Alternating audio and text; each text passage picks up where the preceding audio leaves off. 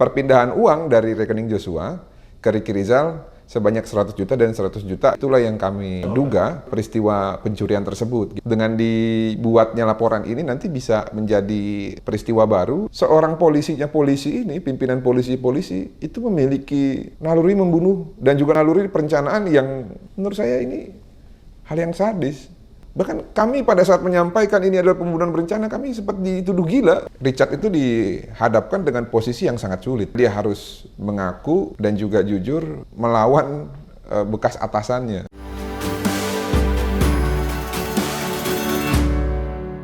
Assalamualaikum warahmatullahi wabarakatuh. Selamat datang di channel Abraham Samad Speak Up. Hari ini saya tidak sendiri, saya ditemani sahabat saya ini, Pak Martin, pengacara keluarga almarhum Joshua. Apa kabar Pak Martin? Kabar baik Pak Abraham. Sudah bisa tersenyum atau bagaimana nih? Ya, sudah merasa cukup puas ya, karena apa yang diharapkan oleh keluarga dan apa yang sudah kita perjuangkan secara bersama-sama ya, baik tim kuasa hukum, baik media maupun civil society dan juga netizen maupun masyarakat, akhirnya terjawab sudah gitu. Dan ternyata bahwa keadilan itu bisa ditegakkan dalam perkara almarhum Brigadir Joshua ini. Masih bisa ditegakkan ya? Masih bisa ditegakkan. Tadinya kita agak pesimis ya, Bung Martin ya? Tadinya kita agak cukup dakdikdukder gitu ya. Dakdikdukder. Karena ya kan dalam 3 perkara yang lain ya, walaupun satu perkara ini tidak bisa dipisahkan, ada perbedaan sudut pandang antara kami dengan jaksa penuntut umum mengenai tuntutan terhadap 3 orang terdakwa yang menurut kami kurang tepat. Nah, tapi akhirnya kan ketika kami sampaikan bahwa majelis hakim dalam memeriksa dan mengadili perkara adalah benteng terakhir untuk tegaknya keadilan bagi seluruh pihak, maupun korban maupun terdakwa. Dan akhirnya terbukti sudah bahwa apa yang kami harapkan disepakati dan juga sependapat dengan pertimbangan majelis hakim sesuai dengan bukti-bukti dan juga fakta di persidangan gitu loh Pak Abraham. Oke, tadinya kan saya juga termasuk orang yang pesimis, Bu Martin ya. Tapi alhamdulillah akhirnya keadilan itu bisa ditegakkan, itu yang pertama. Kemudian yang kedua kan, menurut hemat saya ini, kita ini nggak boleh merasa dulu Pak Martin ya, kayak posisi sudah aman gitu.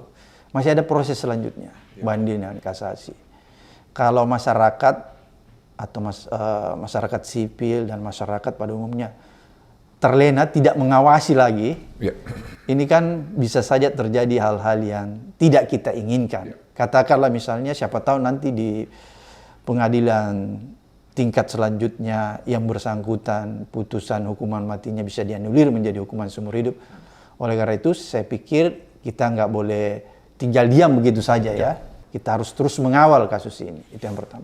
Kemudian yang kedua, Bu Martin, saya termasuk orang yang setuju dengan hukuman mati walaupun itu pro kontra. Tapi sebagai advokat, saya juga advokat, saya setuju dengan hukuman mati ya. Yang ingin saya tanyakan sama Bu Martin, ini kan masih banyak persoalan-persoalan di luar itu. Misalnya masalah rekening. Ya, masalah rekening almarhum Joshua. Itu bagaimana Bung Martin melihat? Apa yang harusnya dilakukan segera mungkin? Ya, yang sudah kami lakukan ya pasca vonis terhadap Richard Eliezer di tanggal 15 Februari, yaitu karena tidak ada kejelasan ya. Yang pertama terkait handphone milik Joshua ya, yang Samsung itu, yang digunakan untuk mobile banking. Yang terakhir ada dalam penguasaan Ricky Rizal, dan juga menurut Ricky bahwa yang bersangkutan menguasai HP tersebut karena diperintah oleh terdakwa Putri dan Ferdi Sambo. Walaupun menurut keterangan dari kedua terdakwa tersebut tidak ada perintah, itu inisiatif Ricky. Nah, akhirnya kami membuat laporan kehilangan di Polres Metro Jakarta Selatan 15 Februari dengan tujuan bahwa bisa ditelusuri gitu loh Pak Abraham. Karena kan HP Samsung tersebut tidak ada di dalam list barang bukti tidak yang dimasukkannya disita oleh kejaksaan, dan pada saat itu disampaikan bahwa HP tersebut hilang. Selain handphone juga ada juga laptop ya. Laptop itu adalah inventaris pribadi milik Joshua yang sebenarnya digunakan untuk kegiatan sehari-hari. Dan kami juga duga bahwa dalam membuat laporan keuangan Bayangkari seperti dokumen yang dicari oleh terdakwa Putri Chandrawati pasca Joshua meninggal itu digunakan pembuatannya menggunakan laptop Joshua. Nah, oleh karena itu agar barang-barang tersebut bisa segera diketahui di mana keberadaannya, kami membuat juga laporan tindak lanjut dari kehilangan tersebut terhadap dugaan peristiwa sebagaimana termaktub di dalam pasal 362 dan 365, yaitu tindak pidana pencurian. Junto pasal 1, 2, dan 3 atau 3, 4, dan 5 itu mengenai tindak pidana pencucian uang. Karena begini Pak Abraham, sempat ada perdebatan bahwa pemindahan ataupun mutasi uang dari rekening Joshua itu yang sebanyak 100 juta dan 100 juta yang dilakukan oleh Ricky Rizal, menurut Ricky Rizal itu adalah uang milik Bapak FS dan juga Ibu PC. Oke. Nah, tapi kan kalau kita berbicara mengenai konteks hukum perdata dan hukum perbankan, bahwa uang yang ada di dalam rekening diasumsikan dimiliki oleh pemilik rekening sampai dengan orang lain ataupun pihak provider bank bisa membuktikan sebaliknya. Betul. Nah, kemarin setelah kami melapor, kami tindak lanjuti ke Bank BNI cabang Cibinong, kami print out buku tabungannya, dokumen-dokumennya semua lengkap. Saat ini sekarang ada pada ketua tim kami, Bapak Kamarudin Simanjuntak, yang memperlihatkan secara rinci transaksi per transaksi sumber keuangan, dan kami tidak menemukan ada nama terdakwa Putri Chandrawati maupun terdakwa Ferdy Sambo sebagai pengirim ataupun store tunai uang yang ada di rekening tersebut. Oleh karena itu, dapat kami simpulkan bahwa apa yang disampaikan di depan persidangan bahwa ada klaim uang tersebut bukan milik Joshua ataupun milik Bu Putri maupun Pak Ferdy Sambo itu tidak benar gitu. Dan sampai saat ini untuk pengungkapan data tersebut nanti kami akan sampaikan di depan penyidik, karena ini kan ada informasi pribadi yang sifatnya tidak bisa disampaikan ke seluruh pihak gitu. Tapi setidaknya saya berikan klarifikasi dari hasil penelusuran kami, tidak ada sumber keuangan dari kedua terdakwa tersebut. Dan juga Ricky Rizal, justru yang ada perpindahan uang dari rekening Joshua ke Ricky Rizal sebanyak 100 juta dan 100 juta itu pada tanggal 11 Juli. Nah, itulah yang kami duga, itulah peristiwa pencurian tersebut gitu loh. Nah, makanya dengan dibuatnya laporan ini nanti bisa menjadi peristiwa baru yang ditangani oleh kepolisian supaya bisa melakukan pelacakan apakah ada dugaan tindak pidana pencucian uang di situ. Supaya ada kepastian hukum juga, karena kan sampai saat ini juga kita belum mendapatkan kepastian hukum terkait peristiwa rekening dari Brigadir Joshua, dan ini konstruksi hukumnya berbeda dengan tindak pidana pembunuhan berencana. Jadi berarti uang yang 100 juta itu murni duit Joshua ya, yang diambil atau yang tadi Pak Martin katakan itu bisa dikategorikan dicuri setelah kejadian itu ya? Berdasarkan hasil penelusuran kami bahwa tidak ada sumber keuangan dari Ricky dan Pak Ferdy Sambo dan Bu PC, maka dapat disimpulkan sementara itu bukan hak mereka. Kalau bukan hak mereka berarti mereka mengambil tanpa hak. Nah, mengambil barang orang tanpa hak ya, dan kalau kita kaitkan dengan pembunuhan berencana dengan kekerasan itu bisa dikategorikan sebagai tindak pidana pencurian dengan kekerasan sebagaimana dimaksud di pasal 365 KUHP. Belum lagi kalau ada aliran uang yang mengalir yang tidak wajar gitu ya. Nah, itu bisa masuk ke TPPU. Saya pikir Pak Abraham lebih paham lah, karena kan Pak Abraham dulu pernah menjadi ketua KPK gitu. Iya, oke. Jadi ini menarik ya Bung Martin ya. Kenapa saya tanyakan itu, karena ini kan juga bisa membuka lebih luas tentang kasus ini agar kita tidak berhenti di kasus pembunuhannya saja ya. Siapa tahu misalnya ada tindak pidana lainnya seperti tadi yang Bu Martin katakan, tindak pidana pencuci uang dan lain-lain sebagainya. Oke, Bu Martin, kalau kita lihat kemarin saya kan... boleh tambahin satu lagi Pak. Iya, silakan. Nanti supaya lebih fair juga begini, supaya kita bisa mendapatkan kepastian hukum ya. Jangan tidak berhenti di rekening milik Joshua, karena kan gini, ada klaim juga mengatakan bahwa ada satu akun yang milik Ricky yang dibuat ya untuk dapur di Magelang. Oke. Nah, nanti kalau TPPU-nya itu kira-kira ada bukti permulaan yang cukup, saya pikir penyidik juga bisa melakukan tracing ya terhadap sumber keuangan yang mengalir ke sumber keuangan bank milik Ricky Rizal. Oke. Karena ya ini kan sama subjeknya nih Pak. Iya, betul. Bahwa diperuntukkan untuk kebutuhan rumah tangga. Nah, kalau memang itu bukan uang milik Joshua, ya nggak apa-apa. Buktikan saja nanti seluruh uang di situ kembalikan kepada negara kalau memang uang tersebut bukan milik Joshua. Ya, sampai bisa dibuktikan bahwa uang itu bukan milik Joshua, maka sementara waktu kita anggap bahwa apapun yang ada di situ, ya selagi masih dalam batas kewajaran, sudah sepatutnya dipercayai bahwa itu milik Joshua. Tapi kalaupun memang ada pembuktian yang lain, nanti kita serahkan semua kepada proses penegakan hukum. Oke, jadi yang perlu juga dilakukan tracking bahwa harus diperiksa juga ya rekening si Ricky Rizal ya. Iya. Pak Martin, kemarin kalau kita lihat itu kan baru saja putus sidang kode etik terhadap Eliezer. Iya. Dan kelihatannya putusan kode etik itu cukup adil ya menurut saya karena membolehkan kembali Eliezer untuk bergabung di kepolisian walaupun ada sanksi-sanksi ringan yang diberikan. Tapi ada hal yang menarik bahwa di dalam putusan itu mengakui keberadaan Eliezer sebagai justice collaborator. Itu yang utama ya, karena kan selama ini itu yang jadi pro kontra. Dan kepolisian juga mengakui bahwa Eliezer itu adalah justice collaborator yang membuka terang benderangnya kasus pembunuhan ini. Kalau Bung Martin sendiri melihat apakah putusan kode etik kembali yang tetap memberikan sanksi yang ringan, dipindahkan apa dan lain sebagainya, itu adil atau seharusnya sanksi-sanksi ringan itu tidak perlu diberikan kepada Eliezer? Kalau saya melihat begini, Pak Abraham ya, saya melihat bahwa ini sepenuhnya mutlak kebijakan ataupun kewenangan dari institusi kepolisian. Karena namanya etik kan ranahnya adalah internal. Ya. Nah, tapi ada dorongan dari beberapa pihak ya, khususnya orang-orang yang melihat bahwa kejujuran dan juga keberanian itu adalah hal yang sangat langka ya, di apalagi Indonesia ya, dalam peristiwa yang sulit seperti ini kan, karena kalau saya lihat Richard itu dihadapkan dengan posisi yang sangat sulit, Pak Abraham. Di mana dia harus mengaku dan juga jujur dan melawan bekas atasannya, baik dalam proses penyidikan sampai dengan persidangan. Dan mantan atasannya ini bukan hanya sendiri. Ada lagi terdakwa yang lain seperti istrinya, lalu bekas seniornya gitu ya, dan juga satu circle dia itu si Kuat, dan juga didampingi oleh penasihat-penasihat hukum yang bisa dibilang secara popularitas dan reputasi itu sudah sangat dikenal di Indonesia. Dan yang perlu kita ingat itu Richard itu hanya seorang barada yang mungkin hanya tamatan SMA gitu ya. Nah itu kan menurut saya itu pilihan yang sulit ya.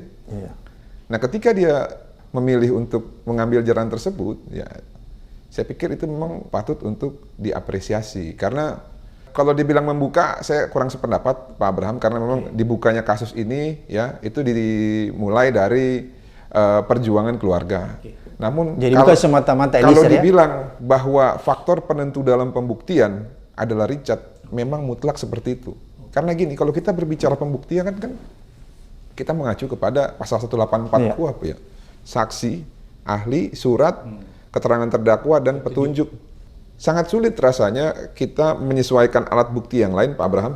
Kalau tidak ada saksi, sebagaimana dimaksud pasal 1 angka 26 ya, seseorang yang dapat memberikan keterangan di depan penyidikan, penuntutan, dan persidangan yang melihat, mendengar, dan mengalami sendiri suatu tindak pidana yang terjadi gitu ya. Walaupun dalam perluasan putusan MK menjelaskan secara detail juga bahwa tidak hanya sesuai dengan pasal 1 angka 26 saja yang bisa dianggap sebagai saksi, tapi kualitasnya Pak Abraham untuk menentukan apakah Verdi Sambo ikut serta, apakah Putri Chandrawati ikut terlibat, apakah Kuat dan Ricky juga ada di situ dan memang memiliki kesamaan kehendak untuk hilangnya nyawa Joshua tanpa ada orang yang berbicara sebagai saksi. Saya pikir itu peluangnya mungkin hanya 1% Pak Abraham. Kalau kita hanya mengandalkan bukti-bukti saintifik seperti potongan-potongan CCTV, hasil forensik, hasil balistik, dan hasil-hasil keterangan ahli yang lain dan saksi-saksi yang bisa dikategorikan sebagai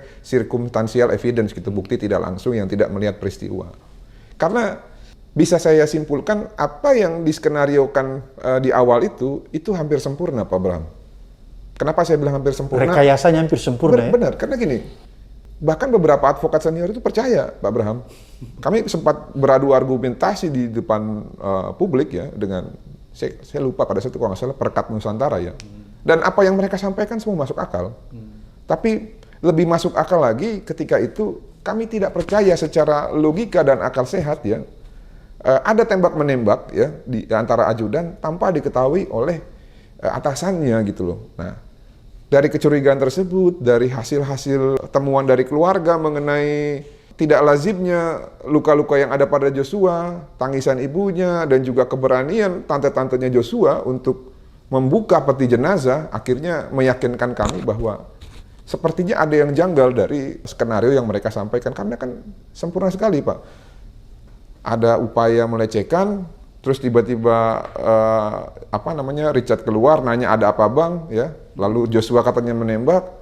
Karena diancam jiwanya dan mengancam jiwa orang lain, akhirnya Richard keluar sebagai pahlawan dengan seakan-akan menjadi koboi menembak sebanyak 4 kali dan menggenapi unsur pasal 49 ayat 1 ya, bahwa ada suatu tindakan yang mengancam jiwa orang tersebut maupun orang lain yang harus dengan seketika ya dilumpuhkan gitu loh. Ini skenario ini luar biasa Pak Abraham. Karena masalah ketidakpahaman mungkin yang membuat skenario bahwa orang yang mau dikorbankan ini adalah memiliki kultur yang berbeda dengan suku adat yang lain yang ada di Indonesia, dan mereka tidak menyangka ternyata keluarga itu bisa memberikan kuasa kepada ketua saya ya, Pak Kamarudin, yang memang kalau menangani perkara itu jor-joran dan juga suaranya lantang, akhirnya skenario itu bisa terbongkar. Dan yang ketiga, karena menurut saya segala sesuatunya adalah kemuliaan bagi Tuhan, dan ini memang kehendak Tuhan dan kehendak alam, Pak Abraham. Karena kalau tanpa ada kehendak Tuhan dan alam ini, ya apapun usaha kita, saya pikir pasti tidak akan berhasil. Nah, itu menurut saya ditambah lagi peran media dan juga masyarakat yang memang tidak percaya gitu loh dengan kesempurnaan skenario yang akhirnya terpatahkan tersebut.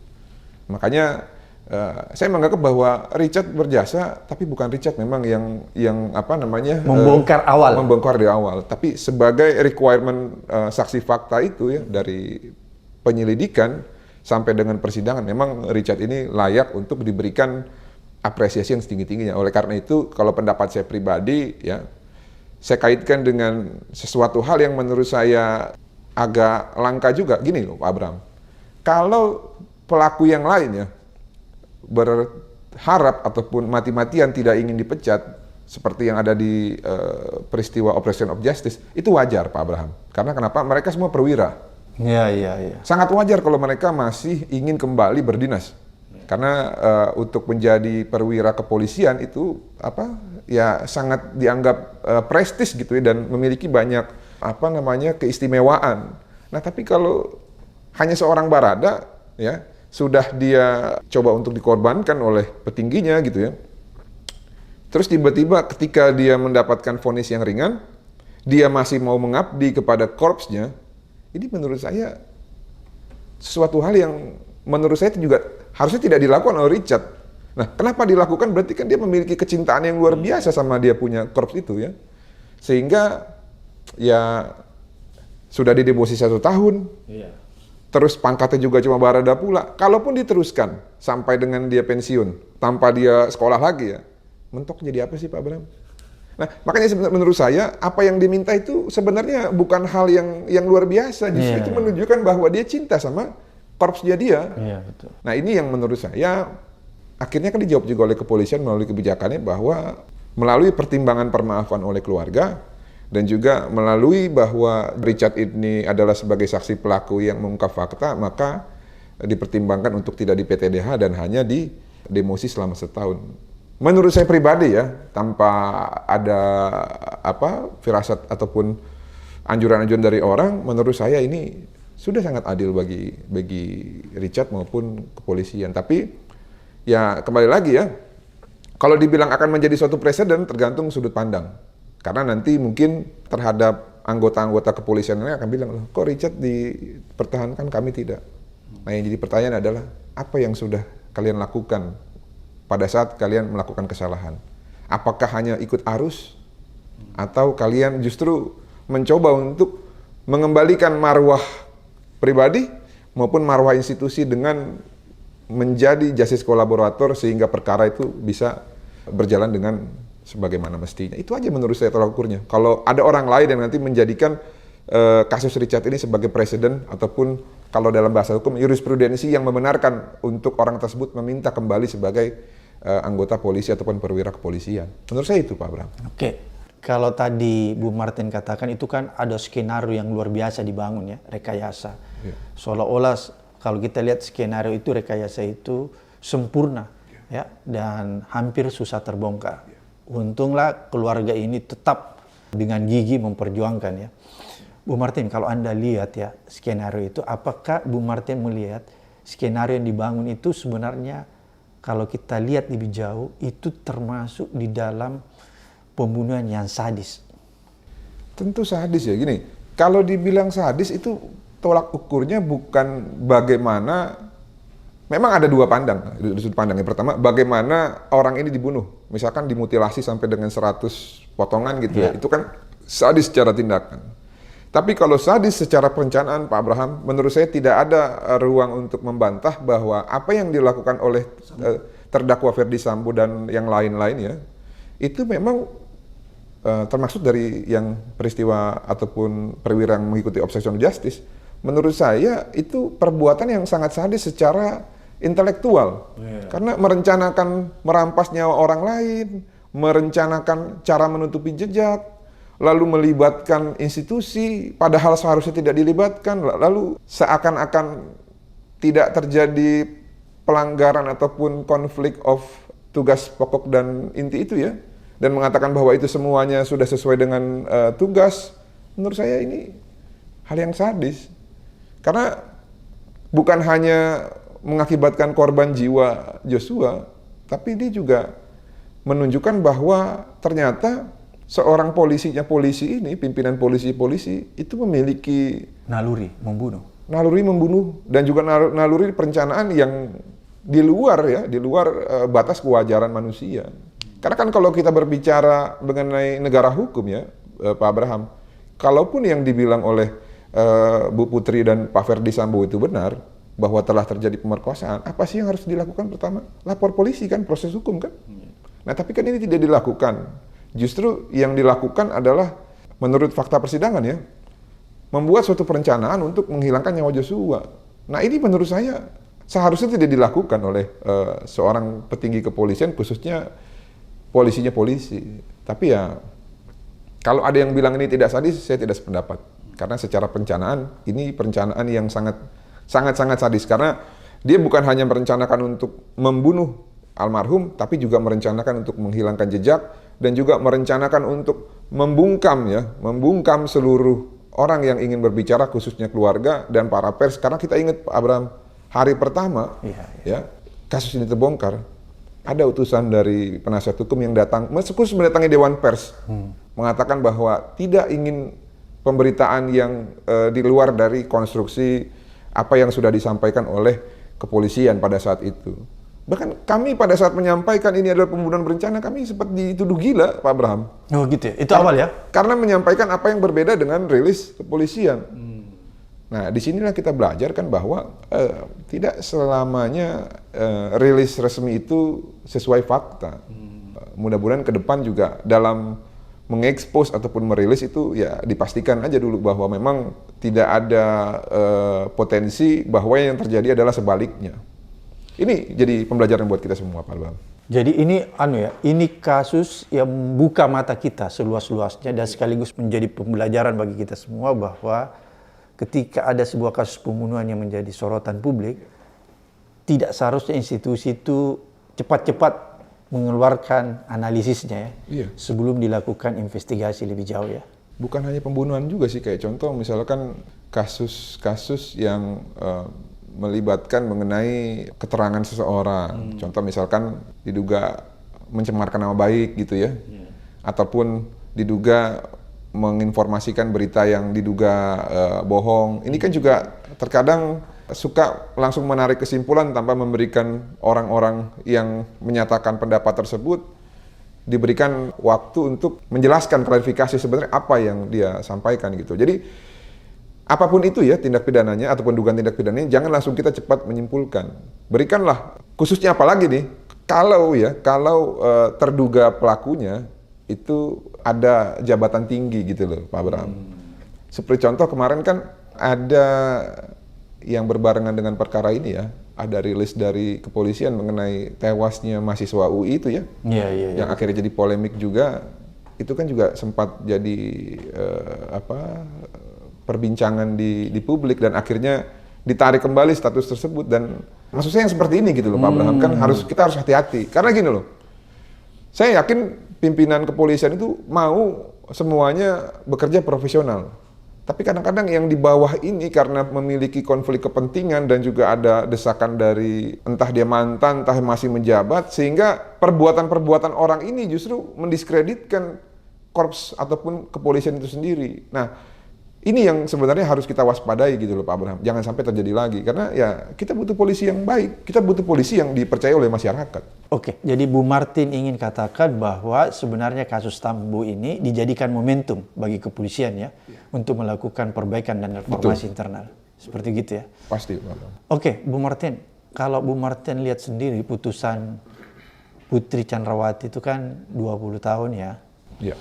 Apakah Bu Martin melihat putusan itu berat, ringan atau sudah tepat?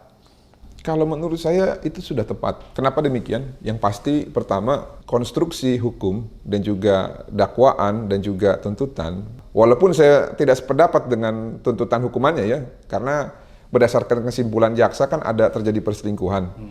Dalam surat dakwaan rangkaian peristiwanya adalah Putri memberikan klaim sepihak yang tidak bisa dipastikan kebenarannya bahwa dia diperkosa kepada Bapak Ferdi Sambo. Nah, ini secara korelasi berarti ada ketidaksesuaian yang mengakibatkan seseorang ataupun terdakwa ini membuat kebohongan yang menularkan niat jahat kepada terdakwa yang lainnya, itu Bapak Ferdi Sambo.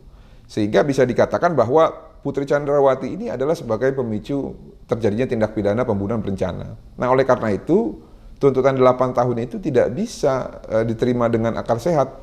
Karena berarti Putri hanya disamakan derajatnya dengan pelaku penyerta yang lain seperti Kuat dan Ricky. Dan ini tidak bisa Pak Abraham. Manakala Putri itu adalah sebagai pemicu dan juga ikut serta melakukan perencanaan di mana salah satu keterangan Richard Eliezer mengatakan Putri menyarankan kepada Pak Ferdi Sambo untuk menggunakan sarung tangan, lalu menjelaskan mengenai Duren 3, lalu ikut skenario tersebut dengan menyesuaikan pakaian untuk menguatkan bahwa Joshua mau melakukan pelecehan.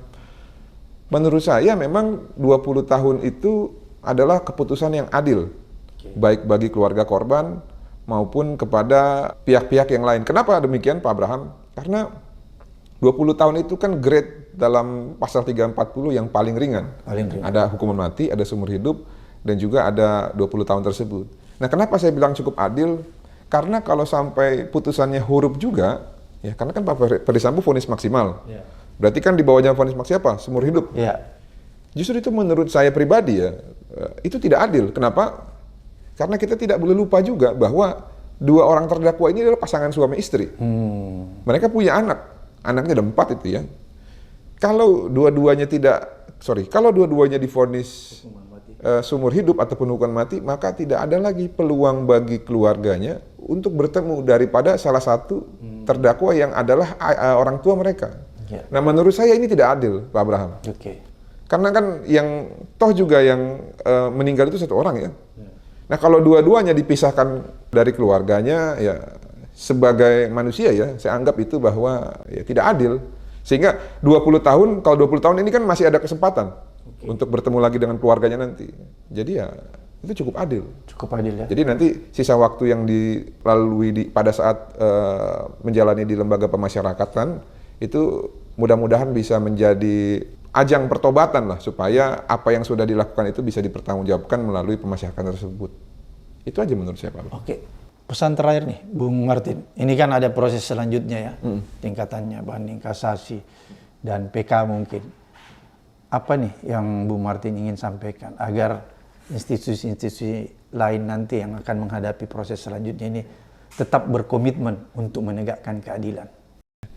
Yang pasti kan gini ya, Judex Pakti dalam hal ini Pengadilan Negeri Jakarta Selatan sudah memeriksa dan juga mengadili perkara berdasarkan fakta-fakta, bukti-bukti dan juga pertimbangan hukum yang menurut saya sudah sangat komprehensif ya. Dan dalam putusannya ya, memang saya yakin tidak bisa diterima oleh seluruh pihak ya. Pasti ada yang menganggap bahwa itu tidak adil, ada yang menganggap itu sudah adil, ada yang menganggap itu sudah cukup adil. Nah, namun apapun itu ya secara konstitusional setiap orang memiliki hak untuk mengajukan banding ataupun menerima putusan. Yang saya dengarkan minggu lalu seluruh terdakwa ini selain Richard ya yang sudah inkrah sudah mengajukan banding. Kita ikuti saja nanti, tapi tetap kita pantau karena memang ada satu perbedaan pada saat sidang banding dan juga kasasi, yaitu persidangan itu tidak terbuka dan tertutup ya. Sudah tidak bisa dikawal langsung dan dilihat langsung oleh masyarakat. Tapi apapun itu sebenarnya kalau kita buka sistem informasi penelusuran perkara itu kita bisa lihat nanti Pak Abraham sudah sampai mana berkasnya, apakah agendanya sekarang sudah sampai dengan pemeriksaan atau tinggal pembacaan putusan. Nanti kita bisa telusuri dan monitor hanya sebatas itu secara formal. Nah, namun yang saya mau garis bawahi adalah sepanjang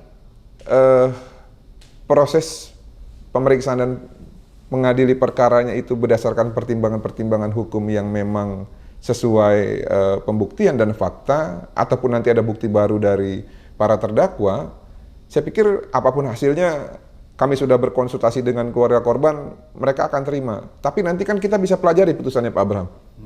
Apakah dalam putusan tersebut ada hal-hal yang janggal ya dalam suatu pertimbangan yang sebenarnya tidak bisa dikategorikan untuk membuat putusan yang lain gitu daripada yang sudah diputuskan oleh majelis hakim yang dipimpin oleh Bapak Iman Wahyu. Nah, kalau memang terjadi demikian, saya pikir hal yang pertama kali kami akan lakukan, kami akan bersurat kepada kejaksaan untuk kasasi. Karena kan pasca banding kasasi.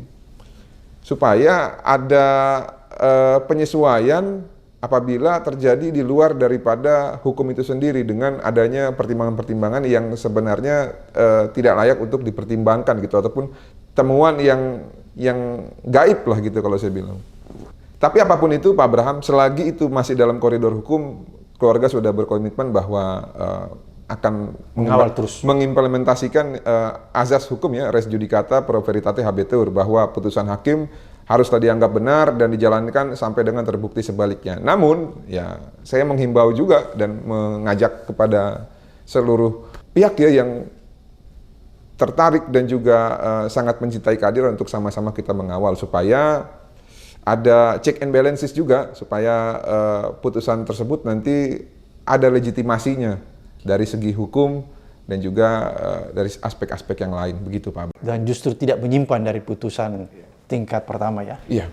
Oke, terima kasih Bung Martin. Ya. Apa yang telah disampaikan ini membuat masyarakat bisa tercerahkan ya, dan tetap mencintai keadilan.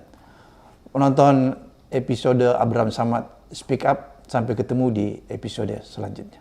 Terima kasih.